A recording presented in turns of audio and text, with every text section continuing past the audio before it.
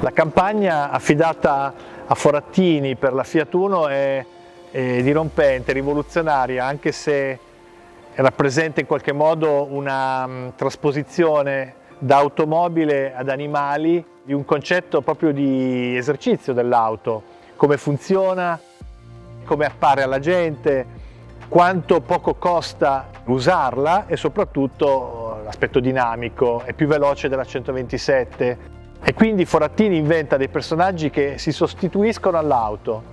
Una volta era di moda dare dei nomi di ispirazione animale alle vetture, la Topolino stessa diciamo, è un esempio per la 500A chiamata dalle persone Topolino, mentre invece Forattini inventa dei personaggi che sono il pachiderma, il pinguino, il porcellino salvadanaio e l'elefante quando si parla di prestazioni, che stupiscono il mondo e quindi allargano anche la fascia di comprensione di questa campagna che piace ai bambini e piace anche alle persone abituate a una satira di qualità. E quest'uso delle parole in osa effettivamente dilagò fin da subito, fin dal lancio. C'è una vignetta di Forattini e Pertinosa, dice in una di queste vignette, e si vede una caricatura dell'allora Presidente della Repubblica Sandro Pertini. Diventa un modo di parlare, diventa un modo di pensare, sicuramente ha un'ironia e una leggerezza che si sposa bene con gli anni '80. La campagna della Uno, quella grafica di Forattini, lascia un'eredità proprio nell'aver suggerito un modo di narrare le cose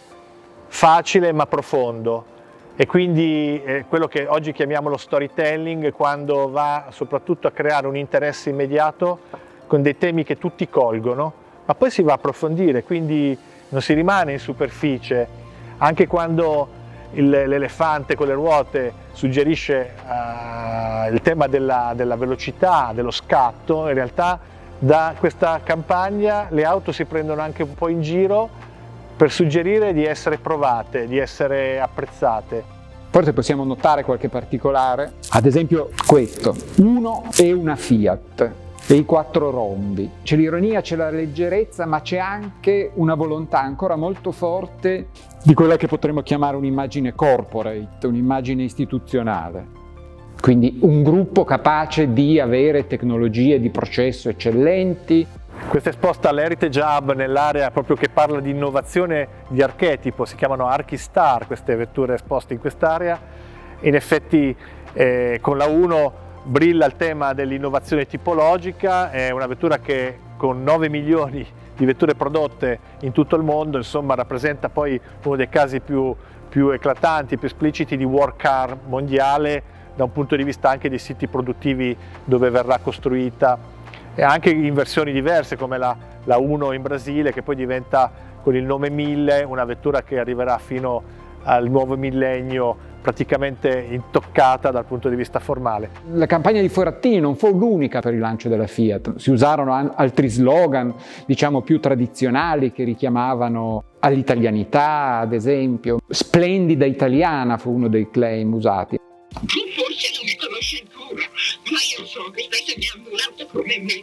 Beh, ciao, la tua Uno. Comunque oggi questa campagna è stata talmente, come dire, seminale, prolifica di tanti seguaci, che sicuramente è un modo di raccontare le cose che attira l'attenzione, ma che poi approfondisce. Certamente la campagna di Forattini funzionò. Si capisce che una pubblicità funziona quando diventa un modo di parlare, insomma, quando esce dai confini della pubblicità.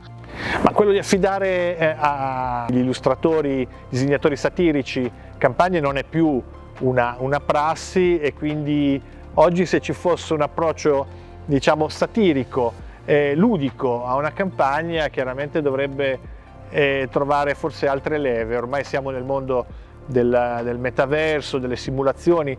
Tornare alla metafora, al disegno a matita è, diciamo, in qualche modo un'educazione, e quindi forse ne varrebbe la pena ritornare anche a un disegnatore che dalla matita riesce a trarre quei segni essenziali per poi aprire a quello che la tecnologia può offrire. Anche oggi in un'auto percepiamo molto di più di quello che si percepiva ai tempi della Fiat Uno in termini di prodotto. Molte cose sono nei visori, negli schermi, nei messaggi che arrivano in forma acustica, visiva, quindi diciamo che dell'auto bisogna raccontare molto di più e anche molto di più di quello che si vede e si tocca.